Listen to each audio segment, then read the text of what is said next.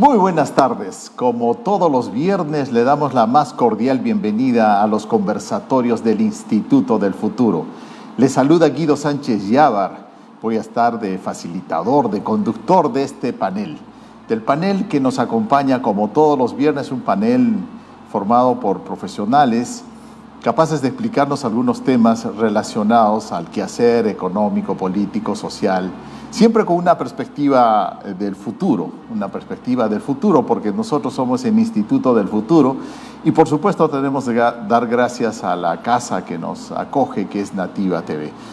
Bien, señores, ¿cuál es el tema? El tema es la pieza clave en el futuro de las empresas, la responsabilidad social. Ese es el tema que nos convoca el día de hoy y nuevamente permítame presentarme, soy Guido Sánchez Yávar y estaré a cargo de la conducción. Ahora presentemos a nuestro panel. Lo haré de forma tal que nos puedan saludar brevemente a modo de ir viendo si el sonido y la imagen está en óptimas condiciones, como debe ser. Bien, empezaré por nuestro primer invitado. Él es José Salazar, director de Proel, gerente de Villafañe, Perú. ¿Cómo estás, José? Bienvenido. Hola Guido, muy buenas tardes. Muchas gracias por la invitación y un saludo cordial a grandes amigos como Coco y Natalia. Gusto de verlos por esta vía.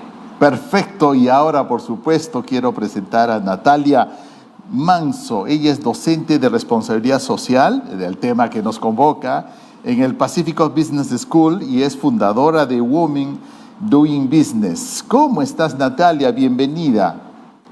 Encantada de estar aquí con ustedes. Hola Jorge, hola José. Qué lindo, gracias por ese saludo. Hasta el momento todo está perfecto, muchas gracias. Jorge Melo Vega es nuestro siguiente panelista, presidente de la consultora Responde. ¿Cómo estás, Jorge? Bienvenido.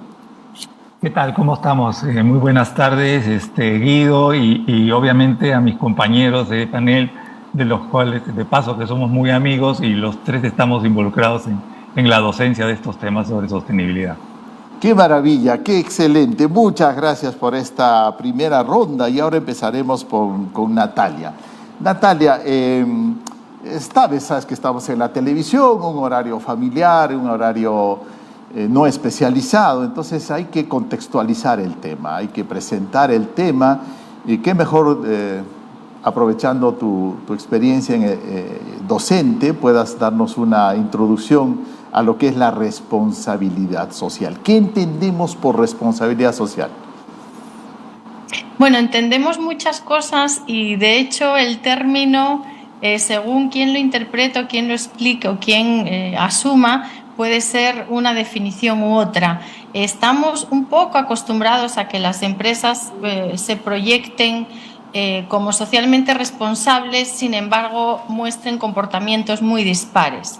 El reto ahora es discernir entre lo que sería la responsabilidad social corporativa vinculada a cómo administramos el negocio de lo que tradicionalmente se llamaba la filantropía. Es decir, si yo soy un banco y baso mi responsabilidad social en hacer campañas para enviar ayuda humanitaria o participar de teletones, estoy haciendo estoy realizando una acción filantrópica, estoy realizando una acción social, pero no estoy adecuando o transformando el modelo de negocio de la organización como institución financiera para generar un cambio que permita una transformación real del entorno. Es decir, no voy a poder impactar en la sociedad de manera trascendente si no hago que la responsabilidad social sea parte de las políticas, los procedimientos, los procesos y las decisiones inherentes al negocio. Entonces, por lo pronto tenemos que tener algunas líneas de base no negociables, ¿no? Y una de ellas es la ética en los negocios. No podemos estar hablando de responsabilidad social de un lado y por otro estar teniendo comportamientos en la gestión del negocio que no se condicen con una ética que es absolutamente necesaria e intentar, digamos, opacarla haciendo alguna campaña filantrópica que creemos que pueda, digamos, hacer o disimular que no somos los mejores ciudadanos corporativos. Muy Muy interesante, muchas gracias, Natalia. Me queda un poco me queda un poco más claro de lo que estamos hablando. Has mencionado el tema de la filantropía, que es un concepto que se presentó, la ética, los procesos, el modelo de negocios. Fíjate ya cuántos temas vamos presentando sobre esto. Pero la responsabilidad social de las empresas, has hablado también del mundo corporativo, y me gustaría seguirme quedando por el momento en el mundo corporativo y hablar con José. José, ¿qué nos puede decir sobre las empresas, las corporaciones y su papel de responsabilidad social? Y si podemos ir ya a modo de graficando, de poner algún ejemplo que te pudiera parecer interesante de lo que es un buen modelo de responsabilidad social en el mundo corporativo. Seguro, Guido. Lo que yo añadiría, lo dicho por Natalia, es que, centrados en el Perú, por supuesto, ¿no?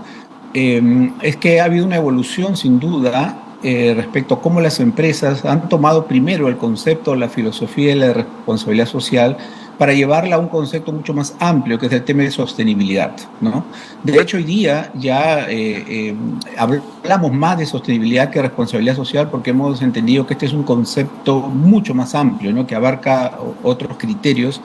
Y creo que ha habido un trabajo importante en las empresas hoy día en asumir los pilares de la sostenibilidad y podemos apreciar, yo creo, en forma muy tangente, todos los avances que han habido en temas de respeto a los derechos humanos, obviamente al tema mismo del medio ambiente, incluso temas que antes no los teníamos un poco en el radar, ¿no? Cuando Natalia y Coco posiblemente empezamos en este tema hace muchos años, ellos mucho más teóricos y prácticos, por supuesto, que yo, y debía hacer un disclaimer ahí porque yo casi en los últimos años me he dedicado más a los temas de reputación que tienen, sin lugar a dudas, mucho enlace con el tema de sostenibilidad y también los temas de crisis, porque muchas empresas que asumen que tienen un tema de responsabilidad social o de sostenibilidad, muchas veces han visto generadas crisis justamente porque no midieron los impactos, ¿no? En algunos de estos temas importantes, ¿no? Pero dicho eso, como paréntesis y como disclaimer, sí creo que se puede decir que hay un notable avance en estos temas, y ya Coco y Natalia quizás nos puedan decir en términos de indicadores prácticos y KPI, si es que todas las empresas están en el mismo nivel, ¿no? Sin embargo, yo creo que hay asuntos en los cuales las empresas peruanas, nuevamente, quizás tengan que hacer una declaración de un propósito más por esta coyuntura actual, ¿no? Que estamos viviendo. Me refiero básicamente al tema de la corrupción y al tema de la crisis política y económica y social que estamos viviendo, ¿no? Entonces, las preguntas que yo tendría para hacer es momento de que las empresas privadas que han avanzado en los otros temas que Natalia y yo he puesto sobre la mesa,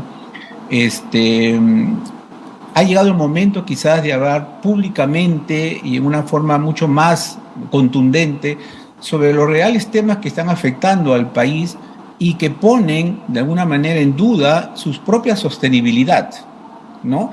Porque claro, es muy fácil hablar del cambio climático, incluso, ¿no? De hablar de la agenda LGTB en general, pero los temas hoy día que nos agobian más y que yo creo que necesitan de alguna manera un compromiso y una declaración son sobre los temas sociales y políticos que estamos viviendo, ¿no? Y hacernos la pregunta si esto también debería formar parte del discurso de sostenibilidad de las empresas, o es un tema sobre el cual muchas empresas yo veo ocultan el rostro, ¿no? Y no tienen un compromiso mucho más fuerte, ¿no? Así que pongo esos dos temas ahí como para generar un poco de conversación también.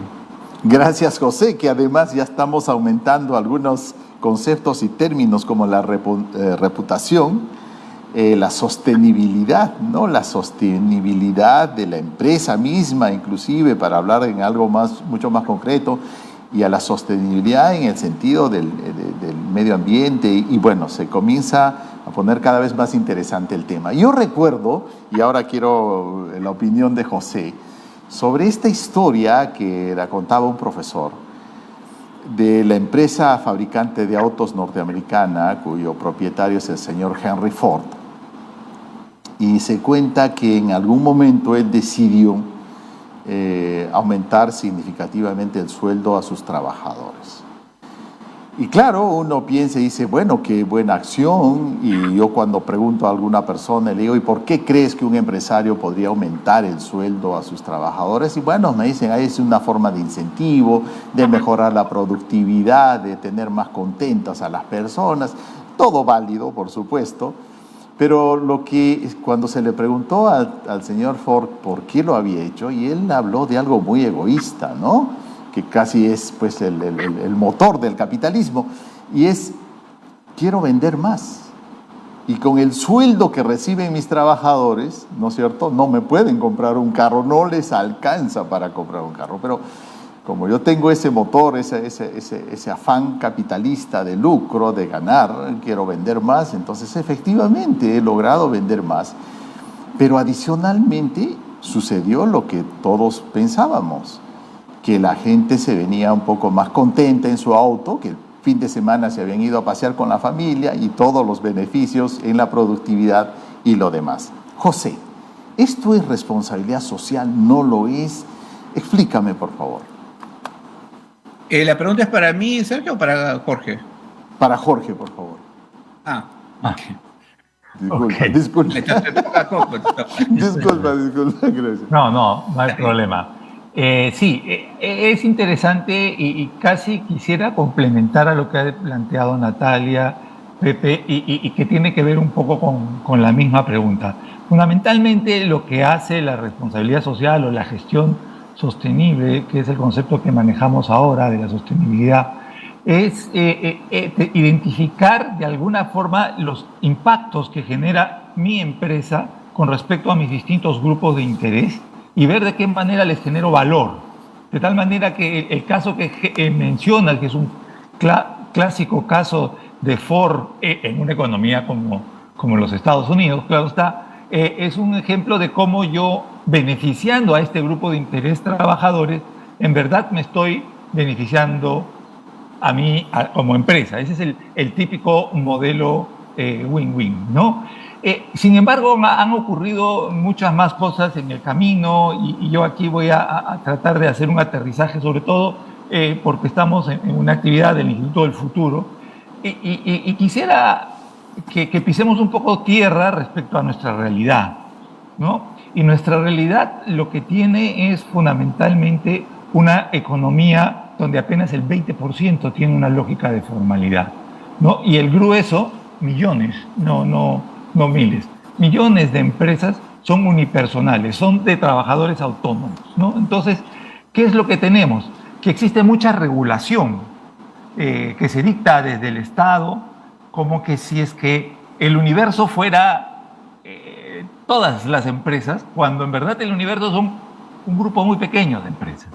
Yo reitero mucho en distintos espacios que, por ejemplo, en el Perú existen menos de 200 grandes empresas. Dato objetivo, ¿no? O sea, las grandes empresas son aquellas que facturan más de $200 millones, en el Perú hay menos de 200, ¿no? O sea, ese es el gran universo. Y cuando hablamos nosotros de sostenibilidad, si bien es cierto, y de responsabilidad social, si bien es cierto que se enfoca mucho hacia la gran empresa, nuestra tarea, y eso es un poco lo que hacemos nosotros, lo hace Natalia y lo hace José también a través de su trabajo de consultoría, es ver cómo estas empresas grandes hacen de locomotora para que a través de su cadena, que es muy importante, ¿no?, su cadena de suministros, ¿no?, o su cadena logística, empiecen a pedirles que mejoren sus estándares. Y no hay otra cosa, es muy fácil, mejoren sus estándares no es otra cosa, es, oye, quiero ver si es que tú tienes trabajadores, si están en planilla y le estás pagando. Oye, explícame cómo es tu política vinculado a un tema de derechos humanos. O, oye, ¿hay trabajo infantil en tu entorno o no hay trabajo infantil? ¿No? Es casi como que fuera un poco más primario lo nuestro, ¿no? Entonces, muchas veces tendemos a mirar los temas de responsabilidad social desde el punto de vista del academicismo, que es lo que nos sirve a nosotros porque nuestros alumnos están en las escuelas de negocio, claro está, pero no hay que perder de vista, como decía yo, nuestra realidad. Y nuestra realidad es que tenemos una economía sumamente informal, tenemos millones de empresas que necesitamos que empiecen a incorporar estándares de sostenibilidad. Ya ni siquiera digo que se incorporen a la formalidad, porque ya es mucho pedir de repente, pero sí empezar a incorporar estándares de sostenibilidad. ¿Para qué? Para que los trabajadores tengan, por ejemplo, ganen un poco más que el sueldo mínimo vital, o por lo menos el sueldo mínimo vital, que por lo menos tengan algún tipo de periodo vacacional y que trabajen por lo menos 8 horas y no 12 horas, que no les retengan el DNI o el documento de identidad mientras están trabajando, ¿no? Porque ese es un tema vinculado a trata de personas. Temas tan básicos y que uno siente como que son pero eso no ocurre. Bueno, sí ocurre en el día a día nuestro, ¿no? Entonces, eso es, Guido, lo que yo quería de alguna manera, no sé si es el Grinch de la responsabilidad social, pero no olvidarnos que estamos en este entorno y que hay que mirarlo, hay que ser creativos y hay que estar viendo de qué manera las empresas grandes ayudan a sus cadenas para que de esa manera podamos mejorar la lógica empresarial, que no son otra cosa que la lógica de la sociedad, ¿no? Gracias, Jorge.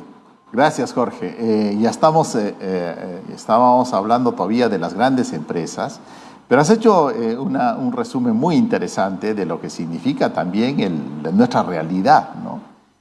Y siguiendo con las grandes empresas y siguiendo con el ejemplo de Henry Ford, podría uno pensar y decir, bueno, es una industria donde tiene sus clientes, a los consumidores, la población local, que fue el caso del señor Henry Ford, y luego la población internacional, la comunidad internacional, los mercados internacionales. Sin embargo, cuando tenemos empresas grandes que son extractivas, pongamos el caso de la minería, pues, ¿de qué le sirve a la empresa, podría alguien pensar, y de qué le sirve a la empresa aumentar el salario a sus trabajadores si sus trabajadores no compran lo que ellos producen? O sea, nadie de nosotros compra un kilo de cobre o, en fin, lo que fuera. Entonces, eso es lo que podríamos comenzar a pensar, ¿no es cierto? Eso no sería tan aplicable en nuestra realidad. Y eso nos lleva nuevamente a lo que mencionaba Jorge, que estamos en un mundo, en una realidad un poco diferente. Natalia, vamos ampliando esto a nuestro entorno, a las empresas en el ámbito peruano. Podemos hablar de las empresas extractivas, podemos hablar de las empresas, de las pequeñas empresas que son mayoritariamente en el Perú. Y de estos temas, me gustaría tu comentario sobre la responsabilidad social en el Perú. Mira, jalando un poco de ese hilo que nos has pasado ahora, Guido, precisamente uno de los conceptos que se utilizan a veces de una manera ya vacía o en automático es el de valor compartido. Pero precisamente ese concepto de valor compartido del que hablaba el estratega Porter decía: para la empresa, moverse en un entorno social donde la gente esté mal pagada, mal capacitada, con bajo nivel académico, con poca protección o mala salud, supone un sobrecoste para la empresa finalmente. Entonces, independientemente de que el trabajador compre o no ese kilo de cobre que yo produzco, si estoy en un entorno en el que la sociedad no tiene servicios públicos de calidad, por tanto voy a tener trabajadores con mayor absentismo porque su salud es más precaria. Además, va a depender más de la empresa la capacidad de formar a los trabajadores porque su nivel de formación será menor, porque además tienen poco poder adquisitivo porque los salarios son bajos y por tanto no hay un encadenamiento de centros productivos en el entorno de la mina para que haya una calidad de vida que permita que haya menos tensión social. Todo eso finalmente acaba repercutiendo, ¿no?, en la salud de la empresa. Y como decía Jorge, bien interesante siempre, y es necesario mencionar que en el Perú se está produciendo una especie de divorcio. Tenemos ese club de las grandes empresas que Jorge mencionaba, esas 200, y quizás podríamos agarrar un poquito las medianas grandes, y luego tenemos el resto del universo. Estamos hablando, hay un informe que les invito a revisar muy interesante de el 2021 que el INEI llama la cuenta satélite de la economía informal y donde censa casi 8 millones de unidades productivas informales en el Perú. Hablamos informales, no criminales. No hablamos ahora mismo de la tala ilegal, la minería ilegal y otros tipos, el tráfico de drogas, etcétera, sino solo informales, que mueven 3 de cada 4 trabajadores que hoy día todavía no tienen un contrato formal, no se mueven en una economía formal. Es más, hay un 14% que son trabajadores informales dentro de una unidad productiva formal. Entonces, este contexto de endémica informalidad, a la par que la gran empresa, sin embargo, va avanzando a estándares mayores en términos medioambientales, sociales, de gobernanza, de políticas anticorrupción, genera esa especie de divorcio que yo digo entre esa, digamos, cúspide de la gran empresa exportadora, con sellos, con certificaciones, con capacidad de competir en el mercado internacional, y luego una masa de empresas que no avanzan y que siguen con los mismos métodos de trabajo de hace 20, 30 años y que se van quedando atrás, que las estamos dejando atrás. Entonces, es cierto que hay grandes empresas que están haciendo un esfuerzo a través de su capacidad de compra de apoyar a sus proveedores para que vayan elevando esos estándares, se vayan formalizando e incluso ya no sea una formalización solo de tener la licencia de funcionamiento y los documentos en regla y pagar a la SUNAT, sino incluso adoptar en su pequeña escala políticas de gestión de los residuos, de cuidado ambiental, políticas de gestión de las personas. Pero son las menos. El reto que está encima de la mesa es ¿qué hacemos para no dividir la economía entre los poquitos que se mueven mirando a lo internacional y el resto de la economía, que es donde trabajan las personas normales, reales, en su día a día? Porque si no, llegaremos a una especie de showroom de empresas para la foto, pero con una mayoría de realidades que no tienen absolutamente nada que ver, y de poco nos servirán que esas 200 tengan todos los premios a la excelencia del mundo si no incluimos al resto. Entonces, ahí, desde luego, debería haber un trabajo articulado con el sector público, porque no será solo el sector privado el que pueda abordar el problema, pero definitivamente tenemos que hacer algo para la formalización de la economía, que sigue en las mismas tasas eternas del 75, 77, 74% y que tanto daño nos está haciendo. Gracias, Natalia. José, estamos en una economía de un capitalismo mercantilista, dice algunas personas, ¿no?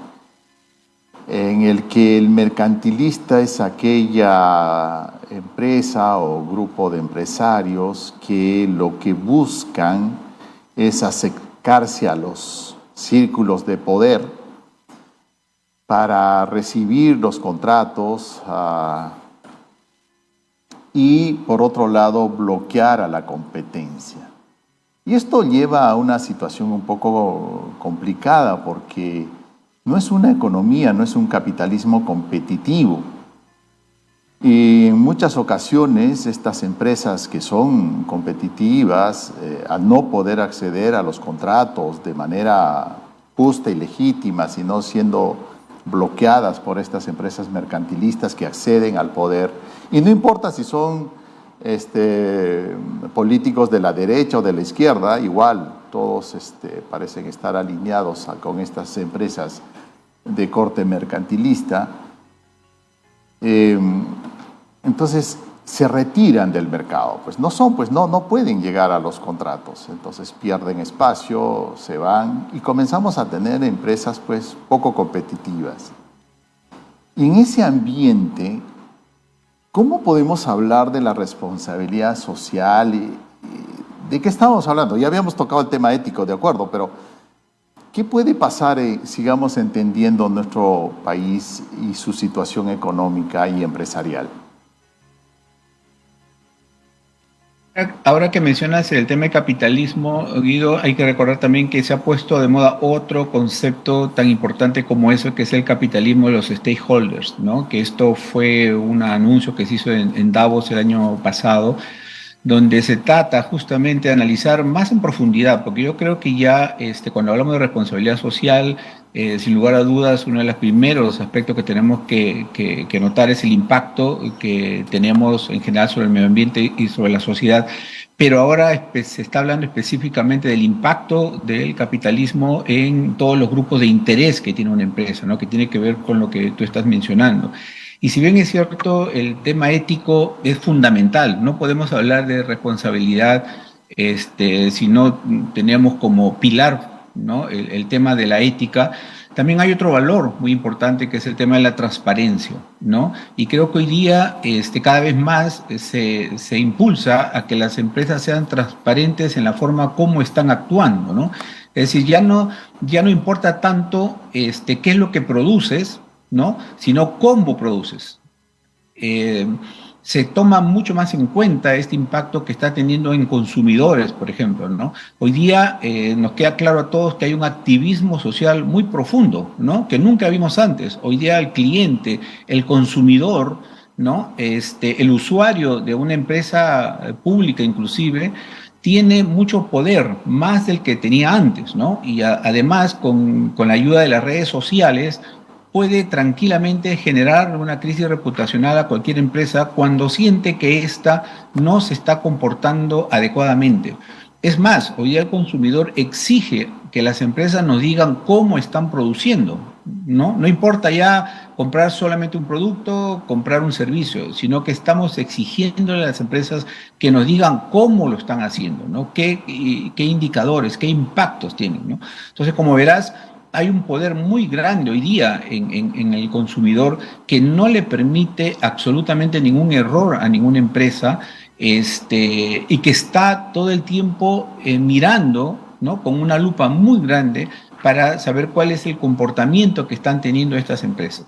Y yo creo que este es un gran avance, ¿no? Porque de alguna manera el control que antes tenía, no sé, el Estado quizás sobre las empresas, se está trasladando cada vez más a este poder muchas veces desorbitado también, ¿no? Incontrolado que tienen los clientes, porque muchas veces se abusa de este poder y podemos generar una crisis inmediatamente y rápida simplemente usando fake news o noticias falsas, ¿no? Entonces yo creo que estamos en ese momento en el cual las empresas tienen que ser conscientes de eso, ¿no? Y lo cual me lleva, por supuesto, al lado de la comunicación, ¿no? De qué manera las empresas están haciendo un buen uso de la comunicación y no están cayendo en aquellos que los norteamericanos llaman el greenwashing, ¿no? Es decir, usar estrategias de marketing para vender algo que no existe o para vender avances o quizás proyectos que realmente no existen o, en el peor de los casos, para tapar cosas graves que están pasando. Creo que el caso de una empresa petrolera en estos tiempos que apelaba mucho al tema del cuidado del medio ambiente o la sostenibilidad ambiental, nos estamos dando cuenta que realmente lo que nos vendía no era exactamente lo que ha ocurrido en la realidad, ¿no? Y a través de una comunicación inadecuada, pienso yo, está haciendo todo lo que no debería hacer una empresa que se dice sostenible, ¿no? O que dice apostar por el tema de la sostenibilidad. Muchas gracias, José, muchas gracias. Qué interesante, se pone interesante porque ya estamos percatándonos que este consumidor no solo está teniendo un rol cada vez más protagónico, sino que está asumiendo su rol con cierta responsabilidad y eso me parece bien. Y el tema de la tecnología, las redes sociales, también están jugando un papel interesante que ahora le voy a pedir a Jorge, ¿sí? que nos pueda ilustrar sigamos hablando sobre estos temas empresariales, ¿no? En una encuesta, en un encuentro muy grande que hay en Perú, cada fin de año, el año pasado hablaron de una encuesta sobre ¿Cómo percibía la población peruana a las empresas y a los empresarios? Y un porcentaje alto, mucho más alto que el 50%, pensaba que los empresarios no contribuían con el desarrollo del país y en segundo lugar hablaban del tema, por supuesto, de corrupción también, ¿no? Y eso me dejó, no esperaba que fuera tan grande. Y cuando yo pregunto a las personas, ¿tú diferencias entre empresa y emprendedores? Es decir, ¿para ti hay diferencia entre un empresario propietario de una gran empresa y un empresario propietario de una pequeña empresa? Me decían que no, o sea que en esa percepción un tanto negativa del rol de las empresas en el Perú, estamos todos los que conducimos una empresa, entonces no importa el tamaño. ¿Por qué esta lectura, Jorge? Bueno, interesante. Y ahora voy a contar una anécdota en un momentito a propósito de un diálogo que tuve ahora por la tarde. Pero sí, yo creo que para empezar, los peruanos tendemos mucho a llevarnos mucho por tendencias, por narrativas que están muy próximas a nosotros y bastante confundidos, ¿no? Lo digo por lo siguiente, es cierto, la gente denosta a los empresarios y la mayoría son empresarios, ¿no? El dato que nos ha dado Natalia de estas 8 millones de empresas es tirarte una piedra a ti mismo, porque el grueso de lo que tenemos es este tejido, es que el emprendimiento es lo que más existe. Además tenemos unas distorsiones fuertes, con lo cual seguramente cuando está pensando en la empresa está grande, está pensando porque es la empresa que tiene utilidad, está pensando en marcas, está pensando en cosas como que le resultan muy lejanas y no es capaz de identificar que la empresa somos absolutamente todos. Precisamente, y ahí va el tema de la anécdota. Hoy, por ejemplo, para que, bueno, Guido quizás entienda, Pepe mucho más, Natalia no creo que haya estado en el Perú en aquella época, pero estábamos conversando cómo hace unos 25 años atrás, mayoritariamente el peruano decía que prefería la empresa privada ante la pública. Lo que no quería saber nada era de la empresa pública porque era corrupta, porque era ineficiente, porque estaba quebrada y porque no le brindaba servicios. Hoy, mayoritariamente la gente quiere empresa pública. Es de locos, es absolutamente de locos. A pesar, y nosotros hicimos un estudio ya hace poco tiempo atrás, ¿no? Donde en una provincia le preguntábamos cuáles eran los mejores servicios públicos o cómo eran los servicios públicos que le brindaban. Y reconocían claramente, y ese es el tema de este chip que nos pasa a nosotros, reconocía que los mejores servicios públicos se lo estaban dando las empresas privadas, ya sea en telecomunicaciones, en energía, todo, y el peor servicio se le daba a la de saneamiento. Ergo, le decían, entonces, ¿quieres que la empresa de saneamiento sea privada para que tengas un buen servicio? No. ¿Por qué? Porque si no van a ganar plata. El concepto de ganar plata es el concepto que de alguna manera trastoca esta visión del tema del empresario. Porque la empresa grande obviamente necesita tener utilidades que correspondan al X número de ventas. O sea, si yo vendo por 100, por lo menos debo tener 5% de utilidad. 10% si es mucho. Claro, eso lo multiplicamos. Y si no vendo por 100, sino por 1.000.000, entonces los números son otros. Pero cuando yo soy pequeño, probablemente mi utilidad es superior a la del grande. Porque yo vendo por 10 y gano por 2. ¿No? Y hay un tema ahí entonces de tamaños, de dimensiones, que hacen que se trastoque el concepto de la ganancia, por un lado, y por otro lado, que yo creo que no hay que dejar de lado, es que necesitamos que la empresa, el sector empresarial, y aquí seguramente me van a decir que si estoy loco, pero tengo que hacer el matiz, tiene que meterse más en política.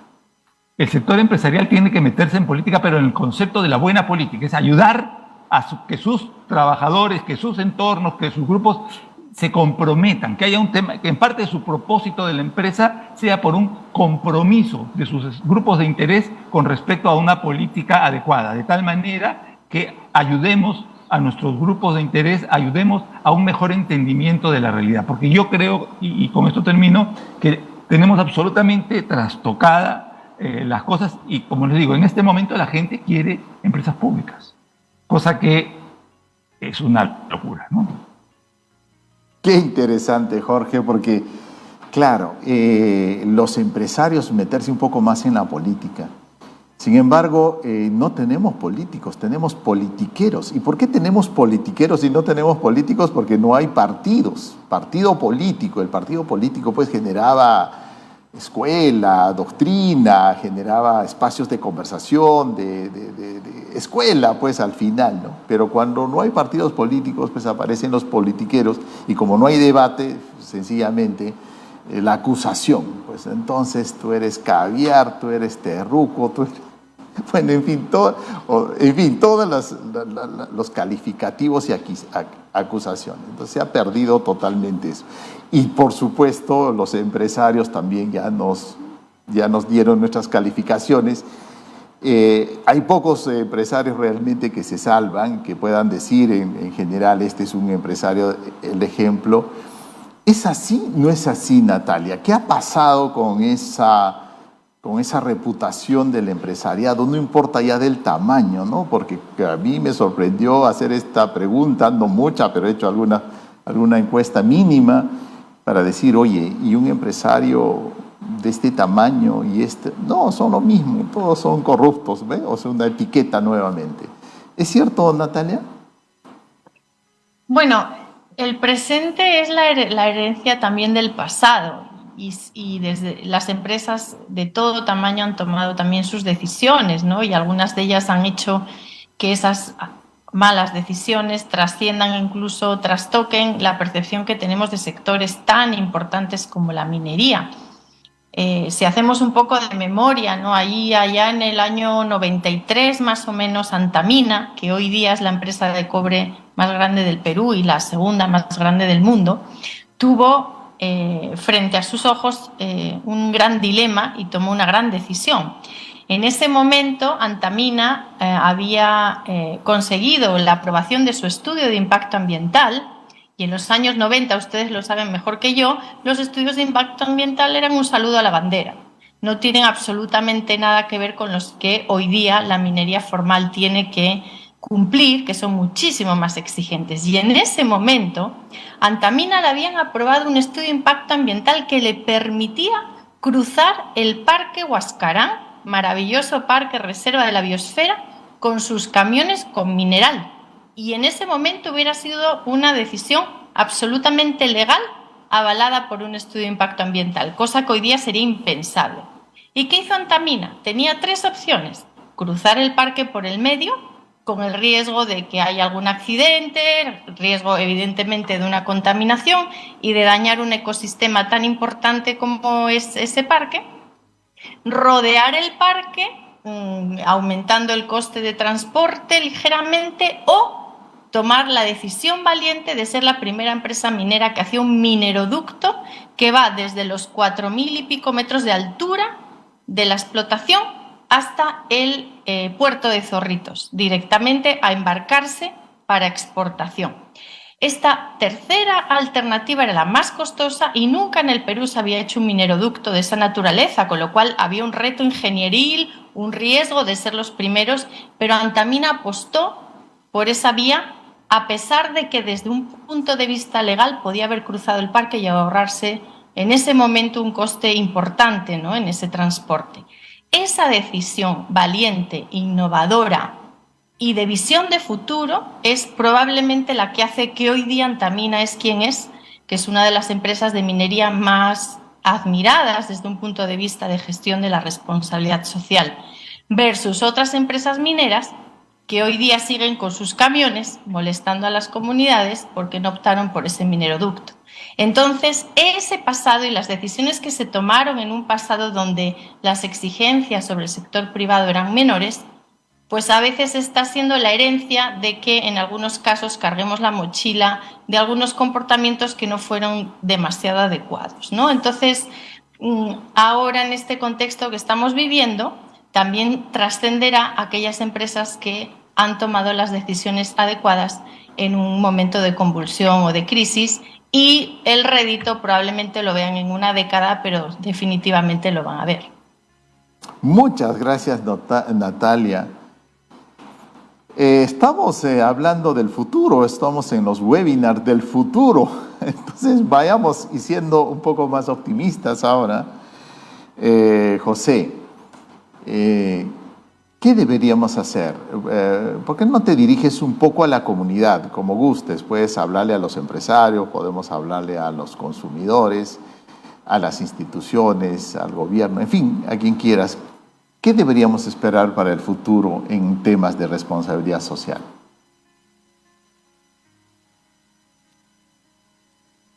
Con mucho gusto, Guido, pero antes me gustaría, ya que has provocado que Coco ha provocado este tema y tú has hablado del liderazgo empresarial. Sí, yo creo que decía al comienzo, ¿no? Que es momento de que las empresas hablen públicamente sobre el tema que nos está pasando, ¿no? Entonces yo sí creo que cuando yo hablaba del activismo del consumidor, también hay ahí un activismo político muy grande. Es más, yo creo que el consumidor se está convirtiendo en un sujeto político, y también creo que la población hoy día está mucho más interesada por el tema político. Por tanto, los empresarios no le deben temer hablar políticamente. Mira, en julio, que es el desfile, que es el aniversario del aniversario del orgullo gay, muchos CEOs comienzan a hablar de este tema, ¿no? No solamente eso, sino que pintan sus perfiles en redes sociales del color gay, ¿ok? Está bien que lo hagan, yo apoyo eso, y muchas veces lo hacen incluso sin tener una validación interna de sus equipos de recursos humanos, ¿ok? Pero está bien, lo hacen por moda, por lo que sea, ¿no? Hay un tema de discriminación de una persona, ¿no? Un acoso sexual, los CEOs salen y hablan y se suman a la causa. Mi pregunta es, ¿por qué hoy día no vemos CEOs que estén hablando de temas políticos, de temas sociales? Porque al final yo creo que parte de la responsabilidad de una empresa es también generar un ambiente democrático adecuado, ¿no? Hubo un estudio en Estados Unidos hace un par de años hablando del tema de la corrupción, y sacaron un paper muy grande, ¿no? Estableciendo cómo las empresas podrían colaborar al tema de la corrupción, que es un daño que nos viene afectando desde hace mucho tiempo, ¿no? Entonces, me parece que hay temas sobre los cuales los empresarios deberían montarse también sobre ellos y tener una voz pública, ¿no? Hablar públicamente, porque eso va a generar, yo creo, mayor conciencia sobre el tema democrático, sobre el tema social, sobre el tema de salidas, ¿no? No estoy hablando que se metan a la política diaria, menuda, absurda. Estoy hablando de una política como un elemento mucho más profundo, social, democrático, ¿no? De aporte, ¿de acuerdo?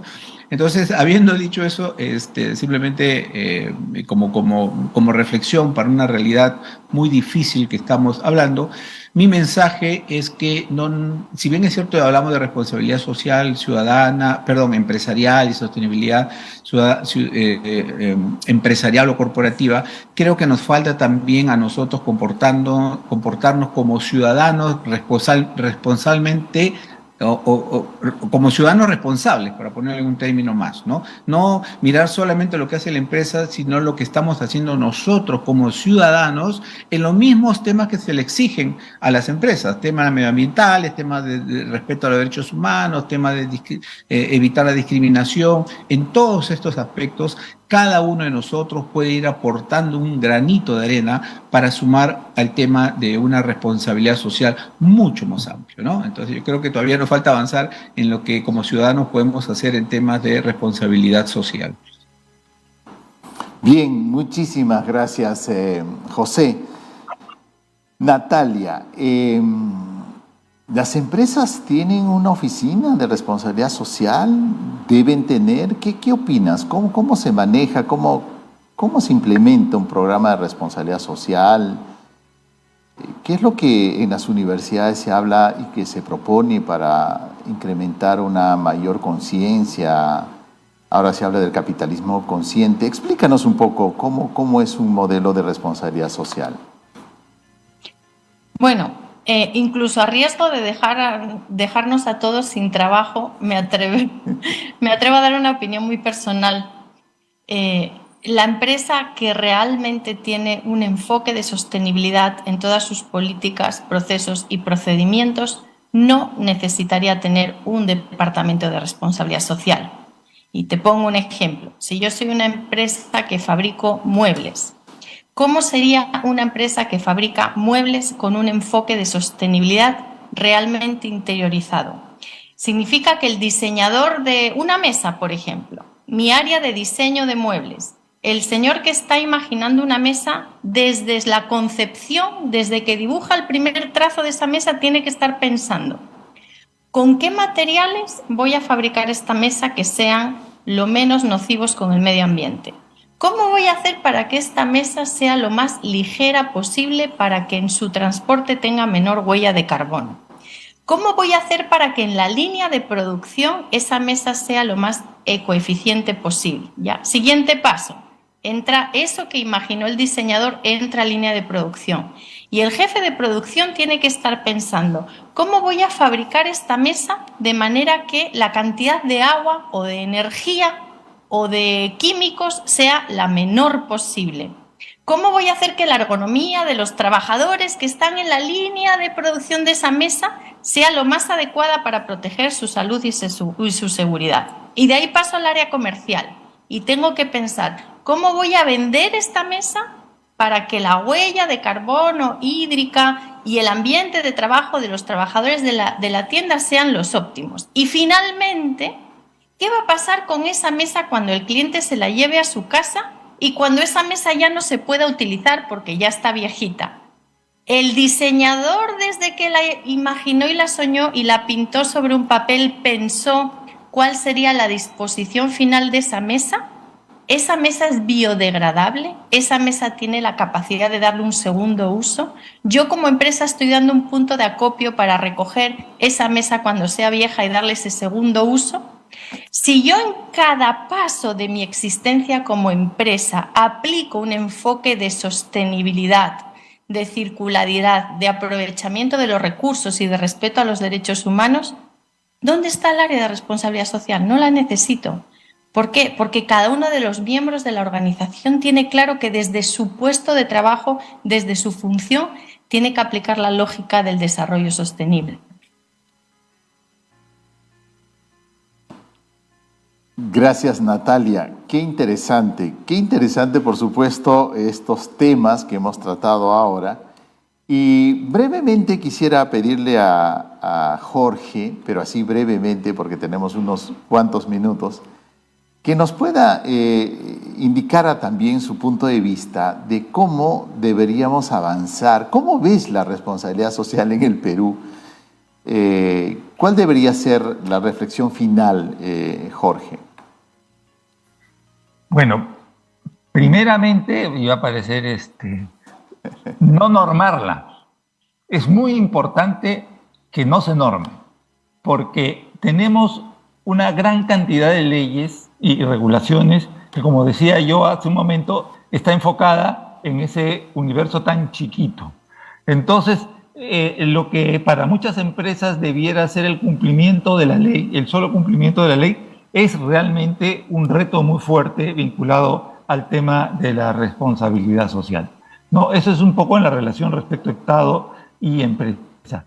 Y creo yo que a nivel empresarial necesitamos estos líderes, ¿no? Estos líderes, que estos son empresarios destacados, que son los que de alguna manera generan cierta capacidad de convocatoria respecto a sus grupos de interés. Sus colaboradores se sienten cómodos porque tienen un líder en su empresa que tiene la película clara, y cada vez, de paso diré, me he quedado gratamente sorprendido de hay una nueva generación de líderes que lo viene haciendo en el Perú. Me ha sorprendido verlos identificando causas, comprometiéndose en ese tipo de temas. Y el otro tema es cuidar muchísimo el tema de la cadena de valor, ¿no? La cadena de valor de las empresas es un tema que hay que mirar. También hay empresas que lo están haciendo cada día mejor, es decir, están pidiéndole a las empresas que les compran que tengan adecuados estándares laborales, adecuados estándares ambientales y una serie de requisitos que están sobre todo, que se nos ponen ahí al frente. Y finalmente, tenemos un lastre. Y es que el primer comprador en el Perú es el Estado. El primer comprador en el Perú es el Estado, ¿no? Pensemos solamente en todo el presupuesto general de la República. Una parte se destina a sueldos y salarios y la otra parte a compras. Y el Estado es un pésimo comprador. Desde prácticas poco transparentes en algunos casos y en otros casos porque no ayuda, en este caso que estoy identificando precisamente, a hacer buenas compras públicas para mejorar la calidad de estos proveedores. Y respecto al Estado, ya ni qué decir, el principal deudor del régimen previsional es el Estado. ¿No? Es increíble, es absolutamente increíble. Jorge, te agradezco, nos ha ganado el tiempo. No puedo estar más agradecido, ¿no? No puedo estar más agradecido con nuestros invitados y panelistas. Está José Salazar, muchas gracias José, Natalia Manso, igual manera, Jorge Melo. Ha quedado cortísimo el tiempo, será hasta una nueva entrega el próximo viernes en los webinars del futuro. Les saludó Guido Sánchez Yávar, que tengan un excelente fin de semana. Hasta la próxima edición de los webinars del futuro. Buenas tardes.